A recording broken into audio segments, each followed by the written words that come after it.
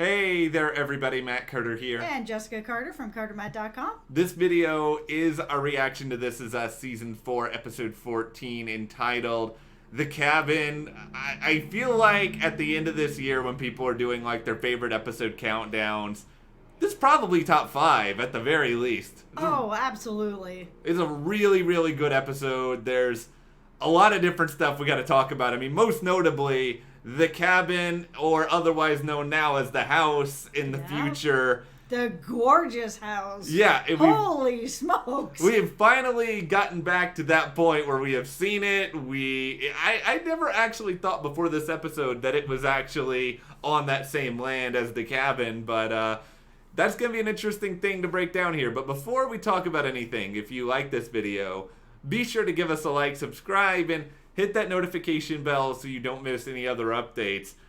I'll admit this, though. I mean, as cool as the house reveal was. It was cool. And as cool as seeing future Kevin was, and we'll get more into that, obviously, the song choice at the end of this episode, it was the same song that they played when Jack the crockpot incident and the house started to burn down. And it was sort of like they used this song to tear down the old home, and now they're using the same song to build the new home. Yeah, I mean, this show... That broke me. Nothing is a coincidence in this show. Everything is perfectly placed to make us cry our faces off. It was done so beautifully. I loved that he had the sketch that his dad did. He built the same house, and it was gorgeous. I mean, the vision that Jack had for this home, and it's Kevin's, and it's on the land, and it's the song. Like, they really did a number on all of us with this. Jack Pearson, I mean, quite a forward-thinking architect in a lot of ways. This is a very modern home for Jack way back when he designed it. Yeah, but I mean, a lot of it also still made sense. You know, he wanted to open it up. He wanted to have lots of windows. I mean, I'm sure there was a little bit of modifications, obviously, for Kevin to make it a little more modern. It's definitely more modern on the inside than I think Jack probably thought, but... Wow, that home is gorgeous. And I like the idea that he not just is living on that same land, but that he's living sort of out in the wilderness a little bit after we saw everything with him and Nikki and him in the trailer. And he was really starting to enjoy a bit of a more, I guess, not scaled back kind of life, but a quieter life. Yeah, and I mean, the thing, I guess it's not entirely clear, is this Kevin's primary place of residence in the future? Is this sort of his second home? I mean, we saw for the first time future Kevin, he's got like a little beard thing going on. He's got some strategically placed gray hairs. I mean, I'm just going to say it, future Kevin looking pretty good. I feel like future Kevin is probably, I mean, obviously he built this house, so he's got to be reasonably successful. He still looks like a guy who's probably making movies, who's probably, you know, doing rather well for himself. And I kind of feel like this is maybe not a place he resides in year-round, but probably a place he frequents often. Yeah, I think this is probably his when I'm not working, this is where I am. I'm sure he's got a home in LA for when he's working out there, and probably an apartment in New York and for when he's working there, stuff like that. But this is probably his like home, his real, this is where his family home is. Home is where the heart is, right? Like, this is, I think, where Kevin's heart clearly is, especially if Rebecca is there at this point in her life. And with Nikki being there, I'm actually kind of wondering if he's living in the other cabin down the hill.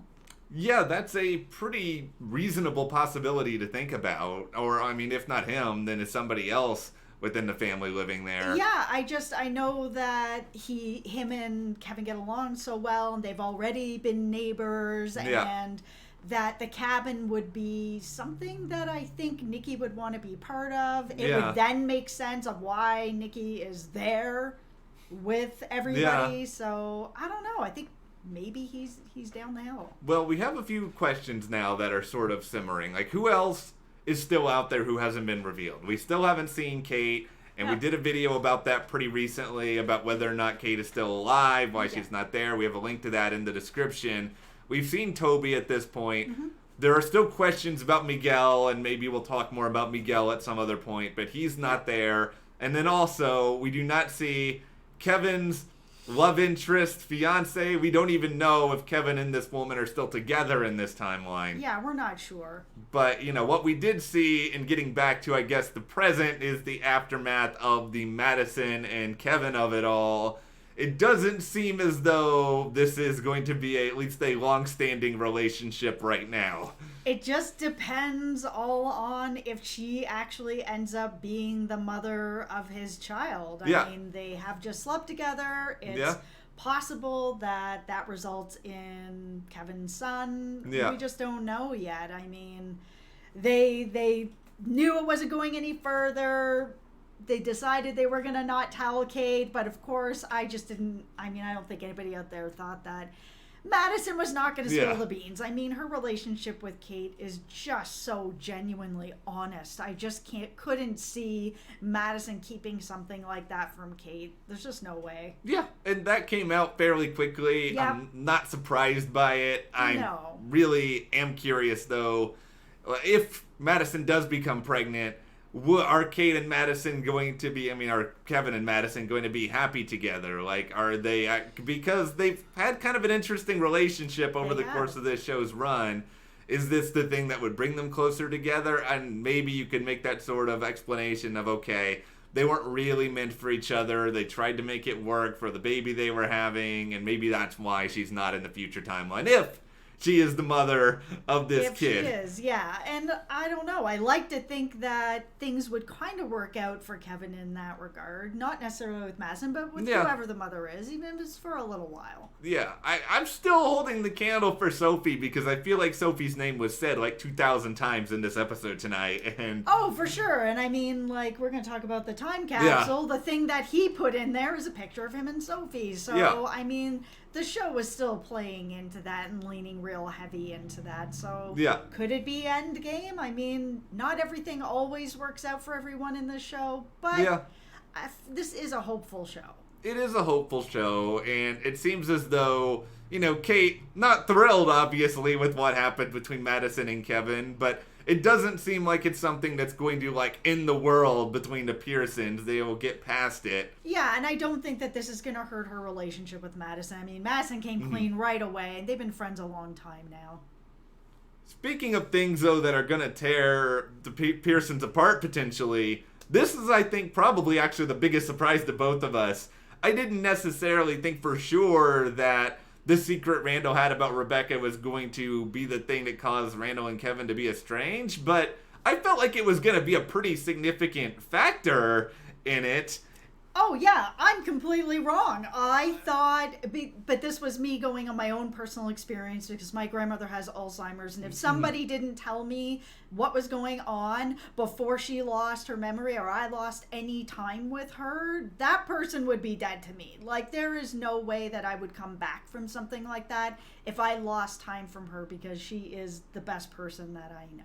Yeah. And so I would see that after losing his dad and then possibly losing time with his mom, that would be enough for him to feel that same way. Obviously, he was very pissed off about it. He did take a minute to try to get through it. And I think the thing that helped with that is that not very much time was lost. It was really only a little while. I think if they had held that from him for months or who knows how long, then I think it would have been can't come back from that. I think the thing that I didn't put enough stock in probably over the past few weeks is what's in character for some of these people to do. And I think ultimately, now that I'm kind of looking back at it and we've seen it, it wouldn't have been in character enough for Kate, at least, I think, to keep this secret from Kevin forever. Yep. With Randall, I mean, I don't think he would have either. And I think Rebecca herself, it would have been out of character for her to keep it from Kevin for an extremely long period of time. Yeah, and even the reasoning behind it that, she's worried that it's going to affect his sobriety. Yeah. I mean, all three of the Pearson children have things that trigger them and that can trigger them into anxiety or what's going on with Kate when she does end up eating, or what goes on with Kevin with his sobriety. All three of them have something. So it's not just we're only talking about Kevin and his sobriety. This could have been something that could have kicked off Randall's anxiety in a way if he was on the sort of the receiving end of, I'm not getting this information. I mean, the question now, of course, just becomes, if this isn't the thing, because this is something that was certainly serious enough that it could have caused some sort of huge rift between Randall and Kevin, what could it be from here? Because it feels like it's going to have to be, so much more serious and even worse than Kevin being left out on what's going on with his mother. Yeah, on a medical condition with his mom. Like, how serious is it then that it's going to stop these two brothers from talking? I am legit worried now, if I'm going to be totally honest. I'm really, I can't even wrap my head around what else it could be. I mean, I'm almost kind of upset about it because I felt like it's sort of like, great, this isn't going to cause the two of them to become split up in some way, and there's part of me that wants to be relieved, but then I just remember, actually, this means that there's probably something worse, and that makes me even more nervous than it would have been if this was just sort of it. So that's something we're going to have to try to think about over the next couple weeks and theorize what the real kind of reason for that rift is. But we'll talk a little bit about the time capsule and a couple other things, but I think we have to say a very healthy goodbye, see you never, hopefully, to Mark at this given point. Yeah, and I really hope that it is a see you never, but I mean, people do yo-yo back and forth. What I liked about this, and we were sort of talking about the idea that it could have had a situation where Kevin or Randall was going to kick his you-know-what all over the cabin. Of course, they threatened it, and we expected that to happen. What I liked of how they dealt with it was that this episode was really about Rebecca, who has been caring for everybody for so long, and Jack gets a lot of the glory and he gets a lot of the spotlight, and she's still caring for everyone just as much, but you just don't always see it. It kind of gets buried under the shine of Jack a lot. I loved that she was the person to say, guys, no, I'm gonna handle this. Mark, I don't want you near my daughter ever again. Get your stuff, get out of here. I'll give you 2 minutes or else. And it was enough for her to take care of everybody and show how much she is a big part of this family that is in control, able to deal with situations when they come up that are hard situations, protect the kids, love the kids, care for the kids, all of it. It was a very powerful moment. That's a really good read on this episode. I hadn't really thought about it exactly that way, especially when it was Rebecca who basically dug up the draw up that Jack did from the garbage. Well, that's where I was going to say when we got into the time capsule part, is that whole tape. So we had a tape. We thought maybe a letter. Yeah. We saw people online saying maybe a videotape. I thought then maybe a videotape. Yeah. That makes sense, right? It ended up being a cassette tape. And the thing that tied this whole episode together for me was this tape. And the tape really broke me because this episode was so much about what a rock that Rebecca is for this family. And the fact, and that he knows her so well that he could actually say that she was the one that went into the garbage and picked that out, and that was going to be in the time capsule of how much she loves him and how much she loves this family, that she would do something like that and that would be her thing, and that his tape was focused on his love for her and respect for her. I was just blown away by that, because this show, like I said, is a lot about that spotlight on Jack and what a great dad he was, and what a great husband he was. And for him to take that moment in this time capsule to talk about what an amazing person his wife is to do something like that and to protect his dreams. I loved it. That broke me. Yeah, the entire last 5 minutes of this episode was basically, all right, how can we just, like, make everyone sob in a pile in as many different ways as imaginable? I mean, the recording was brilliant. I think the writing all around that was brilliant. I'll say this, getting back to the MARC thing. It was satisfying to see MARC go, and obviously I hope we don't see him again. I don't think they needed to have, Kevin punch him in the face or anything. I was a little bit surprised that we didn't see... It just sort of felt like you'd snap their fingers and MARC was gone, that he just sort of walked out of the frame of that scene. I almost felt like they would have done something where you saw him sort of physically drive away. And the reason I say this is just because, theoretically, he could still be standing outside the cabin somewhere waiting for Kate to come out. And it's possible, but we did see, and it was real subtle, but Randall did kind of walk over while, Rebecca was hugging Kate and Kevin was there. And I saw Randall just kind of walk over to the side and kind of look to make sure that it was happening. So, I got enough, but I would have liked to have seen him, like, goodbye. Yeah, I think I just want to see that physical peace out moment because I want to see MARC peace out from this show. He's told his story, and his story is he's a horrible human being, and I hope that everyone rallies around Kate, and I'm sure they will because, her family loves her. Yep.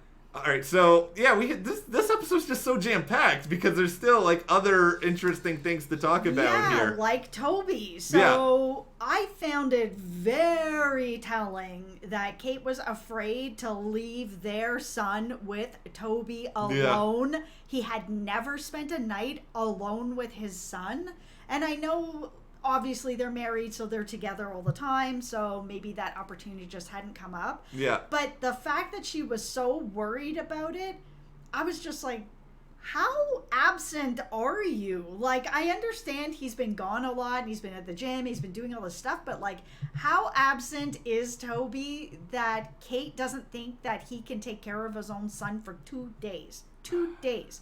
And I understand, she's obviously very protective of her son or whatever, but this is also Toby's son. And that's why I really loved that conversation when she was at the store and was getting really flustered about everything. And Toby said, give me a chance. Yeah. Like, give me a chance. It's 2 days. I think it's a combination of things where I think Kate, because of Toby being away and how protective she also is of Jack and Toby's attitude towards Jack, she's probably, making his absence in her head an even bigger deal than what it may really be. But then, on top of all of that, she's just, she's worried because she cares for him. But Toby, I loved everything about Toby and how he cared for Jack, how the Star Wars thing, that broke me. That was really great. It was watching him care for him, having that accident that happened where little Jack was choking. He did all the right things. Him at the hospital or at the doctor's, the doctor was like, yeah, you did everything right. You did a great job. Giving him a little bit of that confidence to feel like, okay, I can do this. I'm doing this. We're doing this, to then bring him home and find another way to connect with him. Okay, yeah, I'm not going to be able to necessarily show him Star Wars, but there are other things that we can do with Star Wars, that he can still be part of something that I love, and to be able to dip into all the sounds of Star Wars, which he's right. This is a very iconic movie for a lot of different reasons. Yeah. You got the and Vader the sound and is some of it. On top of the score for this, like, it's everything. Yeah. A movie of great sound it is. Okay, well, right. Took me 19 minutes to do Yoda. I'm sorry, don't leave the video yet. We still have a little more to talk about. All right, so the time capsule pieces. Mm-hmm. Randall's Chidi Atagonye moment within this episode.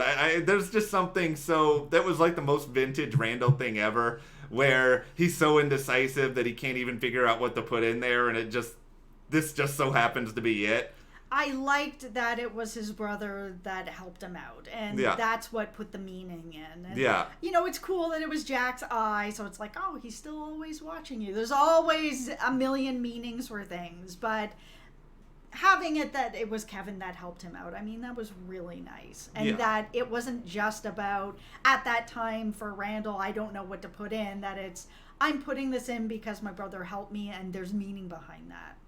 I just think there's so much meaning in this episode from pretty much every single angle. I think it's sad at times, it's happy at others. There's the victory of seeing MARC leave, the victory of Toby being a great father. Yeah. And we're left with more questions, more things to sort of try to dive into and figure out that probably don't involve me impersonating Yoda on the channel anymore. Well, yeah, I mean, we'll talk about more, you know, is MARC really gone? Yeah. Is Nikki on that property? I mean, there's still everything about Kate in the future, and is she still with Toby? What's going to happen there? There's a lot that is left with the show, and there are not very many episodes left this season, guys. No, at least we still have a couple more seasons, but for season 4, but this season, not that many episodes left. All right, well, let's turn this over to all of you. What did you think about This Is Us season 4, episode 14? Be sure to share in the comments below, and also, if you like this video, give us a like, subscribe, and you can support us further by checking the link in the description to the CARTERMATT store, and we'll see you here next time.